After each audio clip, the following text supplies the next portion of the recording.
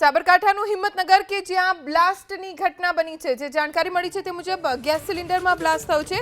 કલાલ ફળિયામાં આગ બાદ ગેસ સિલિન્ડરમાં બ્લાસ્ટ થયો। બ્લાસ્ટની ઘટનામાં કોઈ જાનહાનિ નથી થઈ। ફાયર વિભાગની ટીમ સ્થળ પર પહોંચી છે અને આગ લાગી છે તેના ઉપર કાબુ મેળવી લેવાયો છે। બ્લાસ્ટની ઘટનામાં કોઈ જાનહાનિ નથી, જે રાહતના સમાચાર કહી શકાય।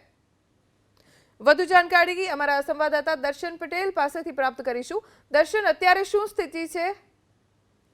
ધ્વનિ, વિજયનગર જે બજાર વિસ્તાર છે તે બજાર વિસ્તારમાં આવેલી એક હરિઓમ હોટલના પાછળના ભાગમાં એક કાચું મકાન હતું। એ કાચા મકાનમાં રહેલી ગેસ સિલિન્ડરની બોટલ જે છે તે લીકેજ થઈ હતી અને આગ લાગી હતી। પરંતુ આગ લાગ્યા બાદ જે ગેસની જે સિલિન્ડર છે તેમાં બ્લાસ્ટ થવા પામ્યો હતો અને બ્લાસ્ટ થવાના કારણે જે કાચું મકાન હતું, નળિયાવાળું જે મકાન હતું, તે મકાનની છત બળીને ખાક થઈ ચૂકી હતી।